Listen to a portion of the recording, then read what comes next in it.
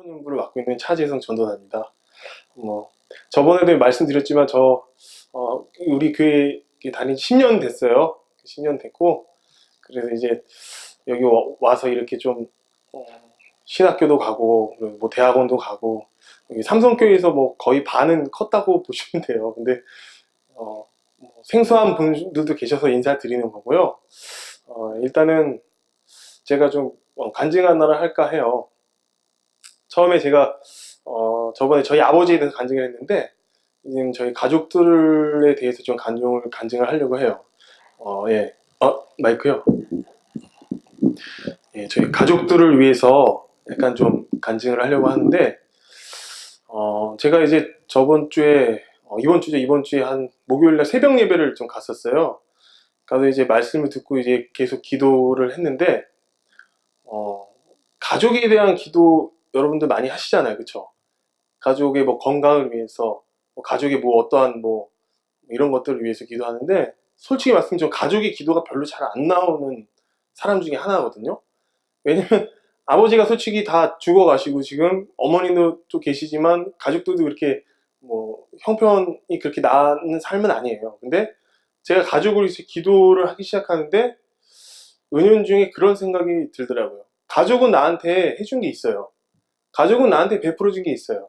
가족은 나한테 무언가 다 조건 없이 다 해줬어요. 근데 제가 조건을 따지더라고요.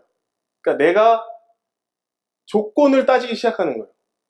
가족은 나한테 해준 건 없는데, 아무것도 저거 아니지만 나한테 다 해주는데 나는 가족에 대해서 따지기 시작하는 거예요. 어떤 거 따지냐면, 내가 이렇게 했잖아요. 내가 이만큼 돈을 들였어요. 그리고 내가 이렇게 저렇게 했어요. 뭐 이렇게 저렇게 다 했어요. 근데 가족은 다 품어주는 줄 알았는데 또 가족이 또 반응을 하기 시작하네요. 근데 그거에 대한 분노가 있었던 거예요. 그 분노를 새벽에 잡아주시더라고요. 그 새벽에 하나님께서 기도 중이었어요. 말씀은 받지 못했지만 솔직히 말씀 받 기도 중에 은연 중에 그런 생각들이 저에게 와서 거기에 대한 회개를 했거든요. 그리고 나서 은연 중에 제 마음속에서 자꾸 가족에 대한 사랑이 생각나면서 그 미스터 피자 말고 뭐죠? 그 도미노 피자가 있어요. 배달 서비스인데 근데 그게 갑자기 이상하게 저는 그런 사람이 아니에요. 누구를 베풀어서 이렇게 잘 못하는 사람인데 특히 그 다른 사람들한테는 굉장히 많이 베푸는데 가족한테는 베푸지 않았더라고요. 그래서 가족들한테 그걸 한 판씩 보내드렸어요. 자랑이 아니고 그 진짜 이 마음속에서 좀 있었어요. 그런 게. 그거를 하고 나니까 마음속에서 생각나는 말씀이 있더라고요. 뭐 내 뺨을 때리고 오른뺨을 내밀라 뭐 그런 말씀도 있고 뭐 예를 들어서 뭐 5리를 더 가라 10리를 더 가라 50리를 더 가라 막 그런 말씀들이 있잖아요. 근데 그런 말씀들이 생각나면서 다시 이 마음이 기쁘더라고요. 너무 기뻐서 그날은 굉장히 마음이 되게 막 날아가고 기뻤어요.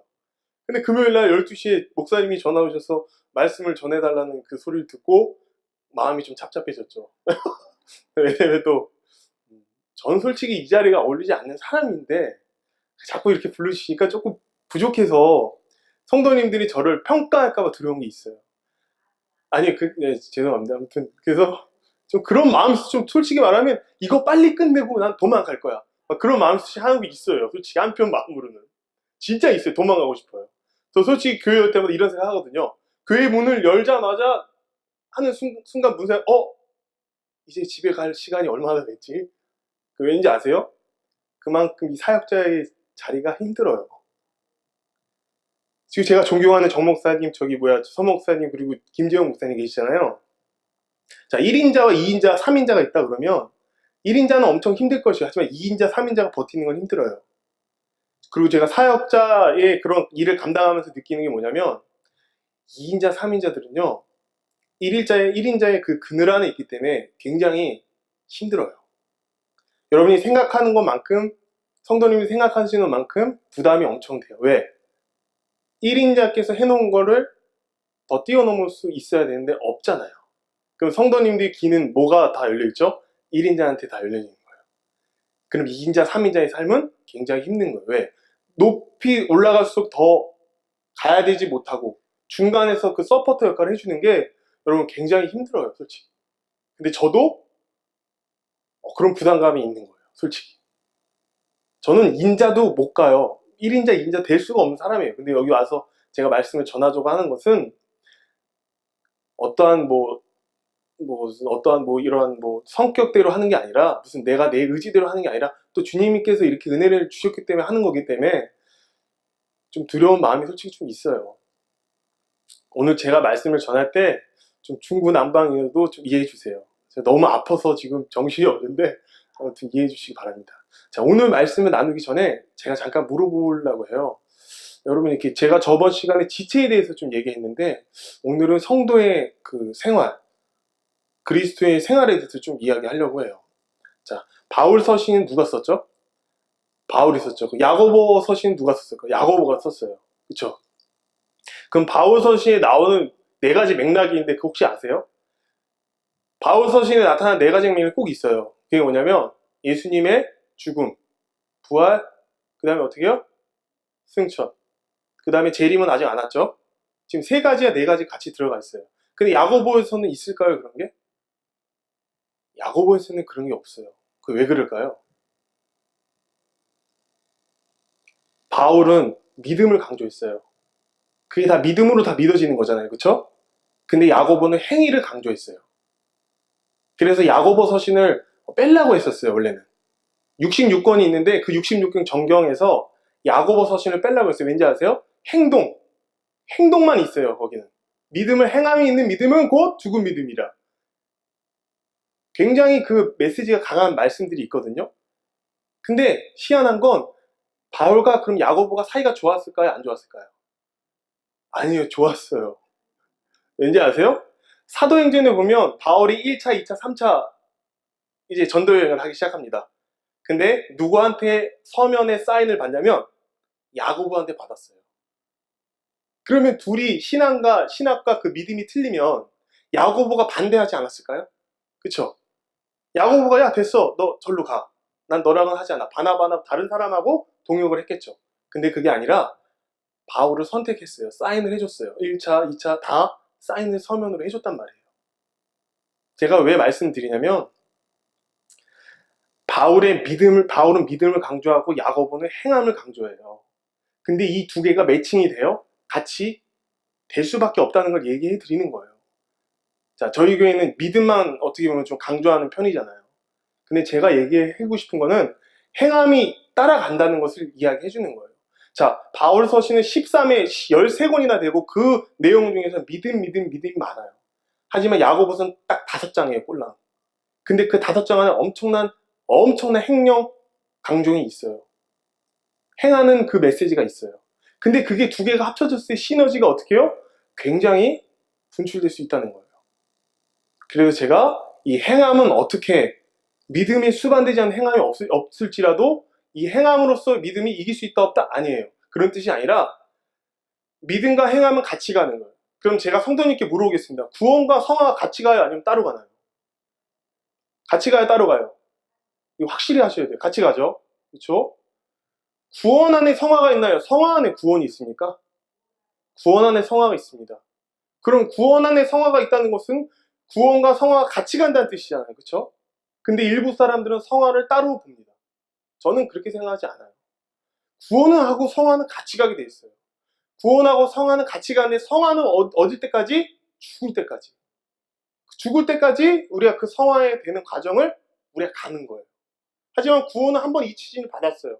이 받은 믿음이 있으면 성화의 과정은 뭡니까? 그럼 행동하는 거예요. 액트예요. 이 믿음으로 어떻게 해요? 구원으로 말미암아 성화로 가는 길을 바로 행동으로 하는 거예요. 누가 성령께서 내주하셔서 움직이니까 나도 어떻게 해요? 움직여야 되는 거예요. 자, 야고보 이 시대, 사도 시대에 어떤 일이 있었냐면 아까 제가 저번에 고린도 전서에 나오는 그 교회에 대한 이야기 해주셨어요. 그 교회의 얘기가 야고보 이 시대, 이 사도 시대에 없었을까요? 똑같이 있는 시대예요. 근데 중요한 건 엄청나게 그리스도인들끼리 정죄하고 싸웠다는 거예요. 그리스도인들끼리, 죄인이 아니에요. 그리스도인들, 교회 안에 들어온 사람들끼리 분쟁과 다툼이 있었다는 것을 야고보가 이야기해주고 있어요. 그렇기 때문에 첫 번째 야고보 1장에서 뭐가 나요? 시험을 참는 자는 뭐예요? 많이 참는 자는 복이 있나니. 두 번째 장 뭐가 나와요? 행함이 없는 믿음 죽은 믿음이라. 세 번째 장 뭐가 나옵니까? 말하길 더디하고 듣기를 속히 하라. 4장에 뭐가 나와? 우리가 다룰 네 번째 장은 정욕이에요. 세상의 정욕. 그 정욕에 대해서. 5번째 장은 뭐예요? 뭘까요? 이단에 대해서, 여러 가지 상황에 대해서 이야기해주고 있어요. 제가 말씀드리고 싶은 거는 야고보에서 나오는 이 4장에 나오는 우리의 문제점, 교회의 문제점은 곧 뭐다? 내 안의 문제점인 거예요. 이 내 안의 문제점은 어떻게 해요? 찾아갈 수 있는 바로 양식이 바로 이 야고보서 4장에 나타나는 말씀인 거예요. 그래서 그 부분을 전반부 후반부 나눠서 같이 나누도록 할 거예요. 아시겠죠? 그러면 야고보서 4장 1절에서 10절을 같이 저희가 보도록 하겠습니다.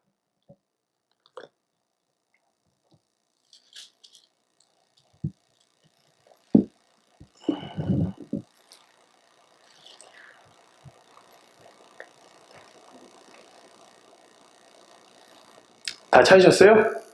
그럼 제가 한 절 읽고 저희 성도님들이 한 절 읽고 그렇게 하기로 하겠습니다. 너희 중에 싸움이 어디로 다툼이 어디로 쫓아나느냐? 너희 지체 중에서 싸우는 정욕으로 쫓아난 것이 아니냐?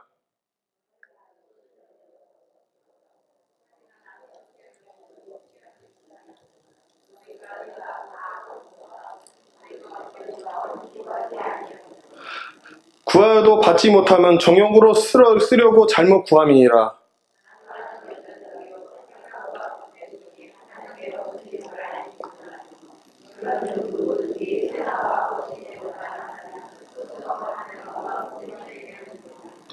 너희가 하나님이 우리 속에 거하게 하신 성령이 시기하기까지 사모한다 하신 말씀을 헛된 줄로 생각하느뇨.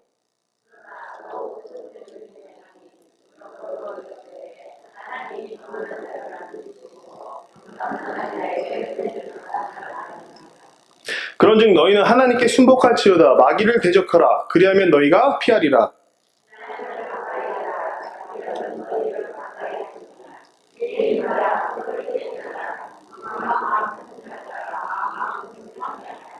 슬퍼하며 애통하며 울지어다. 너희 웃음을 애통으로 너희 즐거움을 근심으로 바꿀지어다.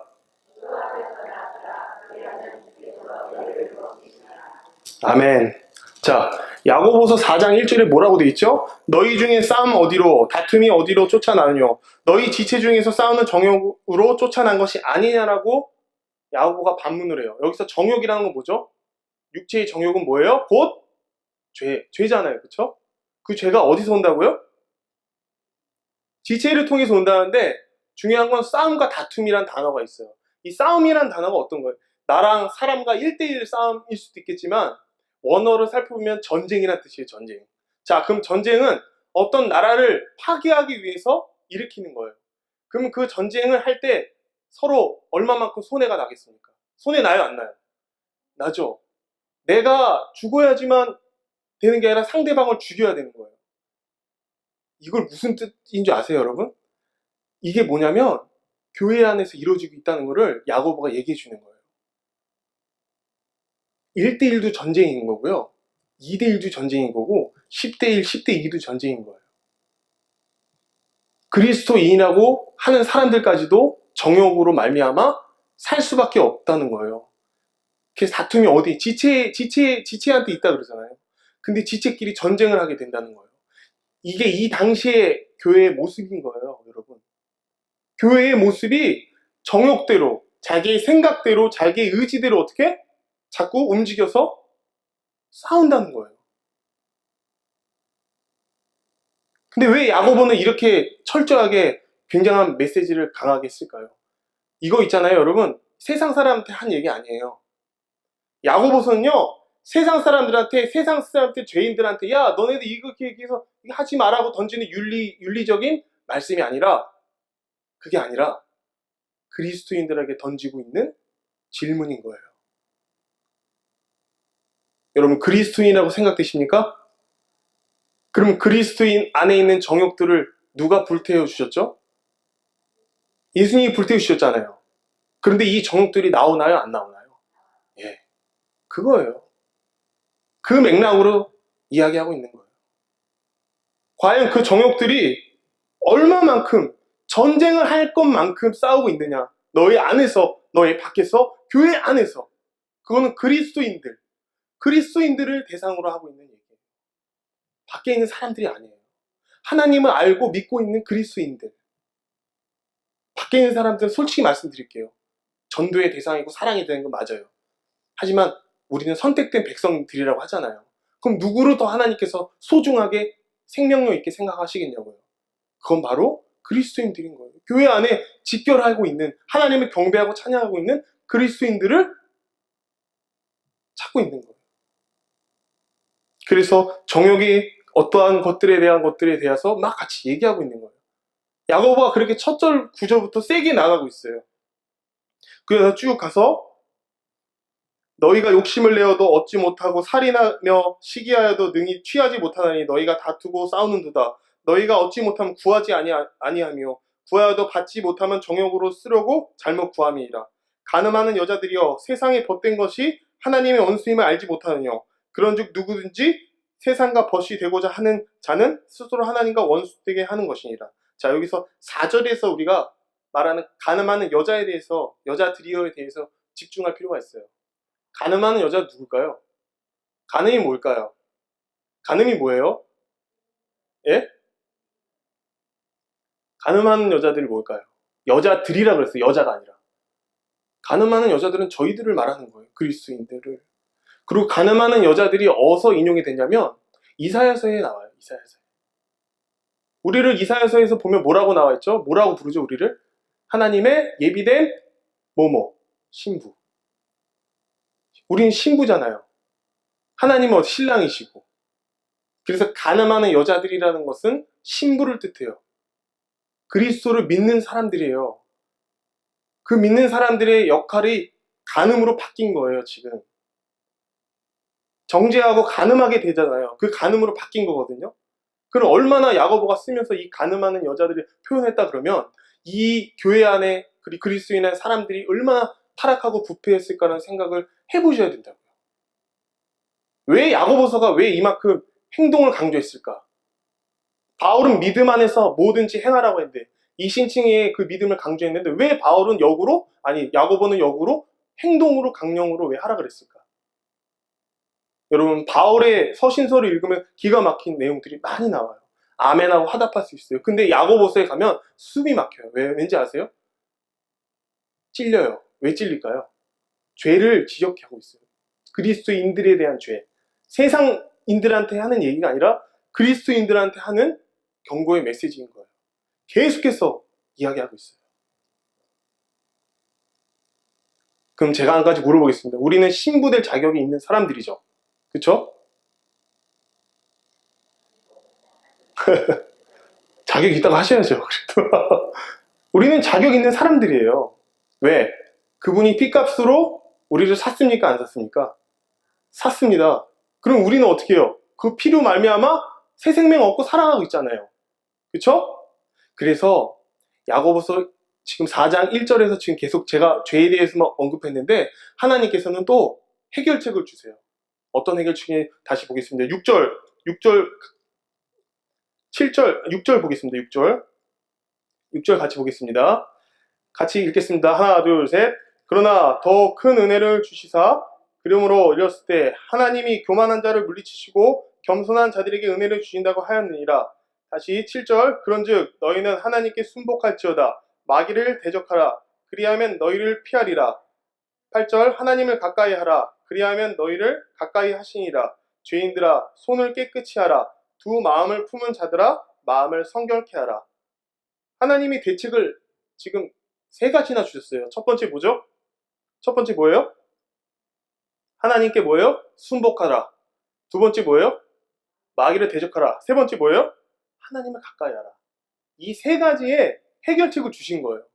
자, 하나님께 순복하기 위해서는 저희는 어떻게 해야 되죠? 어떻게 해야 됩니까? 가만히 그냥 이러고 있는 거 아니잖아요. 그렇죠? 그냥 손 놓고 있을까요? 그렇죠. 하나님 말씀을 겸손히 순종해야 된대요. 그 순종은 행동일까요? 아닐까요? 행동이에요. 여러분 착각하시면 안 돼요. 순종이란 말은 내 안에 있는 것뿐만 아니라 내 육신에 있는 것도 다 드려야 되는 게 순종인데, 그걸 우리가 할 수 있어요? 못하니까 예수님께 간구하는 거예요. 간구해야지만 그 순복하게 되는 거거든요. 근데 우리는 잘못 알고 있어요. 그냥 순종하면 되겠지라는 머리와 마음으로의 그런 생각들을 자꾸 하게 됨으로써 교만이 와요. 그러면 지체를 바라볼 때 생각하게 됩니다. 너 왜 순종 안 해? 너 왜 뭐 안 해? 너 왜 이거 안 했어? 난 이렇게 했잖아 라고 자기 의를 내세운단 말이에요. 그런 뜻이 아니라 정말 진리에 합당한 순종은 엎드리는 거예요. 그 엎드림이 어느 자세가 아니라, 자세에서 엎드리는 게 아니라 정말로 엎드려야 되는 거예요. 여러분, 구약시대 사람들은 낙타 무릎이라고 했어요. 낙타 무릎 뭔지 아세요? 낙타 무릎 어때요? 낙타는 무릎이 평평해요. 이렇게 세워지지 않았어요. 그들은 왜 그럴까요? 사막에는 모래태풍이 많이 분다고 그래요. 그 모래태풍이 많이 부니까 낙타들이 무릎을 꿇고 눈도 감고 있어야 되고 숙여야 되는데, 이 관절이 납작하지 않으면 무릎 꿇을 수가 없잖아요. 그래서 그 납작해졌다 그래요. 그게 하도 무릎을 많이 꿇어서. 여러분, 다니엘은 어떻게 했죠? 예루살렘 포로 때 그 예루살렘 성전을 향해서 몇 번을 기도했죠? 3번을 하루에 무릎 꿇고 기도했어요. 여러분, 유대교의 그 기도 방식은요, 상상을 초월합니다. 우리 잠깐 한두 시간 하는 거 아무것도 아니에요. 어떠한 제가 율법을 강조하는 게 아니라 우리 안에 생명이 있고 성령이 와 계시면 어떠한 그러한 훈련도 필요하다는 것을 이야기해 드리는 거예요. 오해하시면 안 돼요. 또 차전돼서 또 율법으로 율법적이다 뭐 이렇게 얘기하시면 안 되고, 그런 부분도 좀 생각하셔야 되는 거예요. 그래서 첫 번째는 하나님께 순복하기 위해서는 우리가 무릎을 꿇어야 된다. 두 번째는 마귀를 대적하셔야 돼요. 어떻게 해요? 마귀를 대적하셔야 된다고요. 근데 마귀를 왜 대적해요? 이미 예수님이 2000년 전에 다 끝냈는데 왜 대적할까요? 그렇죠. 그것도 정답이죠. 하지만 마귀가 나 자신이 될 수도 있잖아요. 그렇죠? 외부에 오는 게 마귀가 아닐 수도 있는 거예요. 내 마음속에 있는 그 잔뿌리들이 있어요. 그게 올라올 때 마귀가 나를 치고 오는 거거든요. 외부적으로 나와 상대방의 관계는 보여져요, 여러분. 보여져요. 왜? 그 사람 모습이 내 모습이라는 거를 성령께서 가르쳐 주세요. 근데 내 안에 있을 싸움은요, 그거만큼 힘든 게 없더라고요. 저도 제 안에서 있는 싸움을 하는데 그 마귀들이 엄청나게 괴롭혀요. 엄청나게 끌고 내려와요. 수월로 끌고 내려와서 어떻게 하냐면 채찍질을 합니다. 근데도 일어나려고 하는 제 모습이 있어요. 누구 힘으로? 내 이름으로, 내 힘으로, 내 의로. 근데 예수님은, 하나님은 그렇게 하지 않으셨어요. 자기와 함께하기 원하시는데 왜 자꾸 너가 하느냐라고 반문을 하잖아요. 그래서 마귀와 대적할 때는 내가 아닌 예수와 함께 대적하셔야 되는 거예요. 그게 바로 선포입니다. 아시겠죠? 자, 세 번째 뭐라고 되어 있죠? 하나님을 가까이 하라. 자, 이 본문이 굉장히 중요해요. 어떻게 보면 이게 야고보서의 중심 주제예요. 하나님을 가까이 하라. 그리하면 너희를 가까이 하시니라. 죄인들아 손을 깨끗이 하라. 두 마음을 품은 자들아 마음을 성결케 하라. 자, 여기서 손을 깨끗이 하라. 죄인들아 손을 깨끗이 하라 그래서 죄인들아 손을 깨끗이 하라. 그럼 죄인들이 온 세계 죄인을 말하는 걸까요? 아니면 야고보서에는 나오는 그리스도인들을 얘기하는 걸까요? 예, 맞아요. 제가 말씀드렸죠? 이 본문 내용은 그리스도인들한테 얘기하는 거예요. 그리스도인들이 어떻게 해요? 그리스도인들이잖아요, 우리. 근데 여기서 본문에서 손을 깨끗이 씻으래요. 옛날 그 유대 정결법에 보면은 손을 깨끗이 물론 제사장들이 씻었습니다. 근데 그 씻음도 맞지만 제일 중요한 건 갖다 놓고 행위적으로 씻는 게 아니에요. 뭐냐면 죄를 씻는 거예요, 죄를. 이 죄를 어떻게 해요? 씻어야지만 누구한테 가까이 갈 수 있어요? 하나님한테 가까이 갈 수 있는 거예요. 이 죄를 안 씻고 그냥 간다 그러면 어떻게 해요? 그냥 우리 어떻게 해요? 세숫대에다가요 손 씻고 있는 거예요. 아, 네. 구정물 나왔으면 됐죠? 가도 되나요? 휙 버리고. 가도 되나요? 하나님이 또 물어보십니다. 아니, 나를 깨끗이 하는 넌 죄인들은 손을 깨끗이 씻어야 돼. 그게 뭐냐면 유대교의 이념을 갖고 있는 거예요. 그러니까 율법적이라는 거예요. 세상 교회들은 다 손을 씻을 때 어떻게 해요? 그냥 손 씻고 그냥 버리고 나 죄사함 받았으니까 하나님 갈 수 있죠? 하나님한테 가도 되나요? 나 가고 싶어요 라고 이야기하고 있는 거예요. 그게 아니에요. 죄인된 철저한 내 모습을 보고 하나님께 가라는 거예요. 죄인들이라는 것은 그리스도인들이라고 말하는 거고, 손을 씻는 것은 내 죄를 씻으라는 얘기예요. 매일매일 씻으라는 얘기예요. 그래야지만 어디에 갈 수 있다? 하나님 앞에 갈 수 있는 거예요. 자, 그리고 여기서 중요한 거, 두 마음을 품는 자들아. 자, 두 마음 품는 자라, 마음을 성결케 하래요. 두 마음 품는 게 뭐예요? 세상과 뭐죠? 세상과 뭐죠? 다시 한번, 세상과 하나님. 근데 여러분 그거 아세요? 제가 잘못 생각한 게 아니라 그리스도인들이 더 세상과 타협을 해요. 아닌 것 같잖아요. 더 타협하고요. 더 숨겨요, 자기 모습을. 그리스도인들이 더 숨기고요. 더 자기 모습을 포장하는데 최고예요. 여러분 진짜 교회에 와서 딱 교회에 오는 순간 어떻게 돼요? 옷과 침이 틀려집니다. 자, 와서 성도들과 교제를 합니다. 교제 속에서 마음껏 나눠요. 근데 그 마음껏 나눈 속에 사탄이 틈탄다는 거 경각심을 가지셔야 돼요. 교제하다가 상처받는 일이 다분사예요. 교제하다가 어떻게 해요? 뒤돌아서는 게 사람이에요. 근데 그거를 정죄해요. 무슨 잣대로? 이중잣대로. 하나님 믿는 사람은 어때요? 완벽해야지. 아니에요. 하나님 믿는 사람들은 완벽하지 않아요. 너무나 흘리고 다니는 게 많아서 지체들이 그걸 주워서 줘야 돼요. 야, 너는 이거를 이 지혜라는 부분을 네가 흘렸구나. 같이 나누지 않을래라고 손을 먼저 뻗어야 되는 게 지체인데 우리는 그렇게 하지 않아요. 지혜 이거 갖고 와서 버리고 자신의 지혜로 둔갑을 해서 이야기하기 시작해요. 절대 그거는 하나님께서 가까이 할 수 있게끔 하는 게 아니에요. 하나님께 가까이 하기 위해선 이 두 마음 품은 자들이라는 걸 인정을 해야 돼요. 내가 죄인이거나 인정하지만 이 세상이 나한테 주는 기쁨과 쾌락을 하나님께 인정해야 돼요. 나 이거 맛봤습니다. 나 이거 해봤습니다. 근데 내가 이걸 교회 안에서 이러고 있네요. 이 교회 안에서 내가 이러고 있네요. 라고 반문을 던지셔야 돼요. 우리의 교제가 떡을 떼고 주님의 피를 나누는 교제인데 어느 순간에 어떻게 변해버렸냐면 선생이 되어 있더라고요. 참 슬픈 얘기예요. 우리의 교제인데 하나님이 열어주신 그 예배당에서 교제를 하는데 하나님이 선생님이신데 내 자신이 선생이 되어 있다는 거예요. 선생된 자로서의 권면을 해주는 거랑 종의 자세로서의 권면을 해주는 거랑 너무 틀려요. 여러분 그 마음을 아셔야 돼요. 하나님은 상한 심령을 만나시지 절대적인 진리에 앞서서 진리보다 더 뛰어난 사람을 만나주시지 않습니다. 그건 성경 산상순의 팔복에 나타나요. 첫 번째예요. 심령이 가난한 자는 복이 있나니. 가난한 심령을 찾으시기 때문에 우리의 교만함을 하나님이 허락하신다 안 한다? 안 한다. 여러분 잠언에 보시면 최고의 진리가 있어요. 그게 뭔지 아십니까? 여호와를 경외하는 것이 지혜의 근본이거늘. 결국은 하나님을 가까이 하라는 뜻은 여호와 경외부터 시작된다는 거예요. 그리고 뭐예요? 그 중요한 건 손 씻는 거? 손 씻는 건 뭐예요? 뭐라 그랬죠? 죄를 씻는 거예요. 그 죄를 깨끗이 씻을 때 하나님께서 만나주신다 이거예요. 너무나 귀한 말씀 듣고 계시잖아요.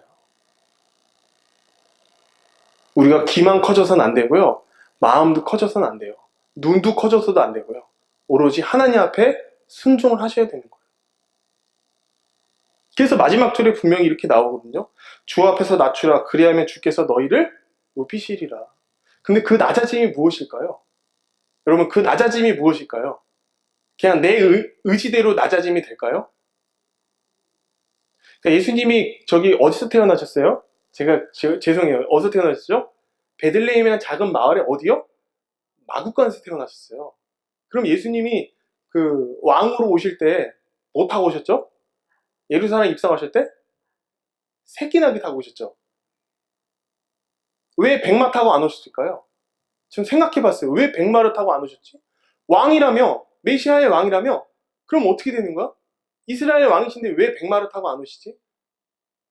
그래서 겸손의 왕 예수 그리스도라고 그러시는 거예요. 제일 천하고 더러운 곳에서 태어나서 제일 추잡한 더럽고 그러던 곳에서 왕으로 대접받은 거예요. 결국엔 십자가 못 박혀 돌아가시기까지. 그 여생을 보면. 아니 여기 보면 나오잖아요. 주 앞에서 낮추라. 주 앞에서 우리가 어떻게 높아질 수 있겠어요. 그리고 어떻게 해요? 그리하면 주께서 너희를 높이시리라. 그만큼 우리 인간은 두 마음을 품었기 때문에 주님한테 가려고 해도 자꾸 안 되는 거예요. 왜 안 될까요? 돌아보셔야 돼요. 그러니까 오늘 가셔서 한번 돌아보셔요. 내 마음속에 진정한 주님이 오셔서 역사하고 있는가? 첫 번째. 두 번째. 정말 하나님께서 내가 가까이 하기를 원하시는데 내가 안 가고 있지 않는가? 그 부분에 대해서 여러분께서 좀 성도님들께서 생각을 해 주셔야 돼요. 마음이 신령한 자를 찾으시고요. 마음이 궁핍한 자를 찾으시는 게 하나님의 마음이에요. 저는 이 마음을 나누고 싶어요. 세 가지의 법칙도 중요하고 여기에 나온 성격도 중요한데 우리가 결코 흔들리지 않아야 될 것은 주님의 마음을 알아야 되지 않겠냐고요. 좋은 말씀 듣고 계시잖아요. 정말 기가 막힌 정말 서 목사님, 정 목사님, 김재영 목사님 말씀 듣고 계시잖아요. 근데 왜 우리는 갈피를 못 잡고 있는지를 말씀 속에서도 그렇지만 우리 자신으로서 좀 돌아봐 보셨으면 좋겠어요. 저는 그거는 원치 않은 것 같아요. 어느 기간만 잘 되고 어느 기간만 높이 올림받는다고 해서 다른 기간을 하등시 보면 그것도 안 될 것 같아요. 다 같이 가는 공동체고요. 교회라는 곳은 다 같이 주님을 경배하고 예배드리는 곳이에요. 어느 기간이 뭐가 어떤 게 더 높고 낮음이 없어요. 주님한테서는 낮아지는 게 우리의 모습인 것을 성경에도 말하고 있어요. 그 부분에 대해서 여러분이 고민하셨으면 좋겠어요. 좀 힘드신 부분도 있을 거예요. 왜냐면 제가 말하는 게 거슬린 부분도 계시지만 잘 생각해 보세요. 우리의 현실이에요. 제가 잠깐 얘기하자면 중고등부 맡으면서 얘기 들은 게 있어요. 구원을 받았대요. 주일학교 때. 중고등부 와서 펼치려고 했어요. 애들 간증을 하려고 했는데 안 해요. 왜 안 해? 그렇게 얘기하니까 이야기하더라고요. 구원 받지 않은 것 같아요. 그걸 뭘 의미하는지 아세요? 우리도 모르게 교육을 하고 있는 거예요. 세습적으로. 구원은 하나님이 주시는 때가 있어요. 그 때가 있고 그 때로 말미암아 우리가 그곳으로 엎드릴 수 있는 건데 우리는 우리가 만들어 놓은 양식으로 주입식으로 얘기한다는 거예요. 그리고 또 한 번은 고등학교 아이가 얘기를 해요. 엄마의 모습은 집에 가서 아닌데 교회에 와서는 거룩하대요. 그러니까 이 아이들이 굉장히 예민할 때인지 몰라도 그거에 대한 상처가 있더라고요. 집에서 하는 어머니의 역할과 교회에서 하는 역할이 너무나 틀리니까 이게 아이들한테 혼동이 올 수밖에 없어요. 그래서 예배가 예배인지도 모르겠다는 얘기도 하고요. 별 얘기를 다 들었어요, 솔직히. 다는 얘기할 수 없겠지만. 그 되게 슬픈 얘기예요. 구원을 구원이라고 말할 수 있어야 되고요. 십자가를 십자가라고 얘기할 수 있어야 되고, 집에서 신앙생활 하는 거 교회에서 똑같아야 돼요. 근데 그러기 쉽지 않은 거 잘 알아요. 정말 쉽지 않아요. 근데 우리가 노력을 해야 된다는 거죠. 그래서 야고보서 말씀도 우리의 노력도 어느 정도 있어야 된다고 야고보가 표현하고 있는 거예요. 어떻게 보면 이 시대에서 이 5장의 이 윤리적인 말씀이 우리에게 인치심을 받아야 돼요. 1장부터 쭉 보세요, 여러분. 정말 한번 보세요. 기가 막혀요. 왜? 바울이 말하고 있는 거랑 정반대로 얘기하니까. 이 5장의 말씀이 여러분 안에 실제가 되길 기도할게요. 저도 이 말씀을 가지고 살아가야 되겠죠. 같이 기도하셨으면 좋겠어요. 우리 마음에 정말 주님이 계시고 정말 믿음과 행위가 같이 일어날 수 있도록 정말 주님께 기도 드렸으면 좋겠어요. 아시겠죠? 네, 그럼 같이 기도 드리시겠습니다.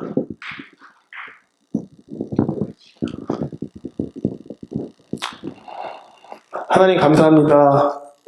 저희 마음속에 주님이 주신 강령이 있습니다. 첫째는 믿음의 강령이고 둘째는 행위의 강령. 이 두 개가 합쳐져서 모든 게 이루는 주님의 사랑이 펼쳐지기 원합니다. 주님의 사랑은 고귀하여서 그 사랑으로 말미암아 우리가 깨끗하게 되었음을 고백하는데 그 이유는 필요 없는 줄 압니다. 하지만 주님, 저희가 너무나 떨려서 정말 주님 앞에 가고자 하는 방향을 잃었을 때 주님께서 붙잡아 주시며 정말 사망에서 건져주시는 그 생명의 말씀을 우리가 받았다면 정말 여기서 그치는 게 아니라 정말 야고보서 말씀처럼 행동으로 주님께 보여주시는 식이 아니라 믿음과 함께 병행하여서 주님과 함께 나아갔으면 좋겠습니다. 주님, 저는 부족합니다. 여기 있는 성도님들 부족합니다. 하지만 우리가 믿고 있는, 그리고 우리가 마음속에 모시고 있는 주님은 위대하시고 정말 대단하심을 고백합니다.